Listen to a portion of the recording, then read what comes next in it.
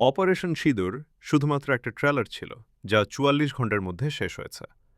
আমরা ভবিষ্যতে যে কোনো পরিস্থিতির জন্য প্রস্তুত। পাকিস্তান শুধু সুযোগ দিক, প্রতিবেশী দেশের সাথে কিভাবে দায়িত্ব পালন করতে হয় তা আমরা শেখাব সিনেমার মাধ্যমে। এই সময় এর যুদ্ধ পরিস্থিতি, বহু ডোমেইন, আমরা বলতে পারব না এটা কতদিন থাকবে, তবে আমাদের নিশ্চিত করতে হবে যে আমাদের দীর্ঘস্থায়ী সরবরাহ আছে। কি বললেন ভারতীয় সেনাপ্রধান জেনারেল উপেন্দ্র দ্বিবেদী? দেখুন বিস্তারিত আমাদের সেই প্রতিবেদন সংবাদ तो आपका বঙ্গবন্ধুর असेसमेंट পর্দায়। क्या है इसके जो जो रिजल्ट्स रहे उसका आकलन क्या है ऑप सिंदूर 1.0 अगर मैं कहूँ 1.0 तो देखिए, मैं तो ये कहना चाहूंगा कि मूवी शुरू भी नहीं हुई थी, सिर्फ एक ट्रेलर दिखाया गया था और ट्रेलर के बाद 88 घंटे में वो ट्रेलर खत्म हो गया था। तो आगे आने वाले हालात कैसे होंगे, ये इसके बारे में हम पूरी तैयारी करके बैठे हुए हैं। और अगर कोई ऐसा हमें मौका देता है पाकिस्तान, तो हम उसको भरपूर एक शिक्षा प्रदान करना चाहेंगे उसको कि कैसे एक जिम्मेवार नेशन को अपने पड़ोसियों से बिहेव करना चाहिए। तो अगर हम एक ऑनगोइंग ऑपरेशन की बात करते हैं तो इंडियन आर्मी उन चैलेंजेस के लिए हमेशा तैयार है। देखिए, हर जब कोई भी ऑपरेशन होता है उससे कुछ ना कुछ हम शिक्षा ग्रहण कर सकते हैं। तो इस ऑपरेशन में भी हमने कुछ शिक्षा ग्रहण की।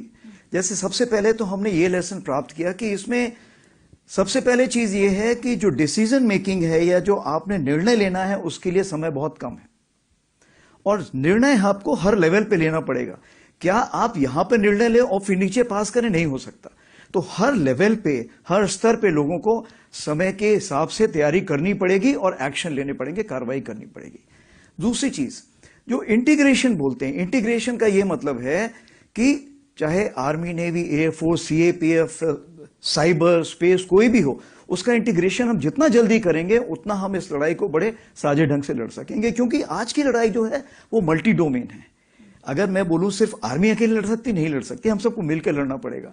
जो सैटेलाइट है वो बताएगी कि कौन कहां पर बैठा हुआ है, और जो उसी प्रकार से जो हमारे साइबर हैं उसका ये है कि क्या मुझे एक, मान लीजिए एक ड्रोन आ रहा है, तो ड्रोन के लिए क्या मुझे फायर करने की जरूरत है या मैं उसको इलेक्ट्रोमैग्नेटिक स्पेक्ट्रम या कहीं लेजर से किल कर सकता हूं।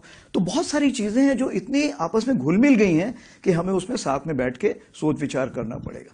तीसरी चीज ये है कि लड़ाई कितने दिन चलेगी ये आज हम नहीं बता सकते हैं।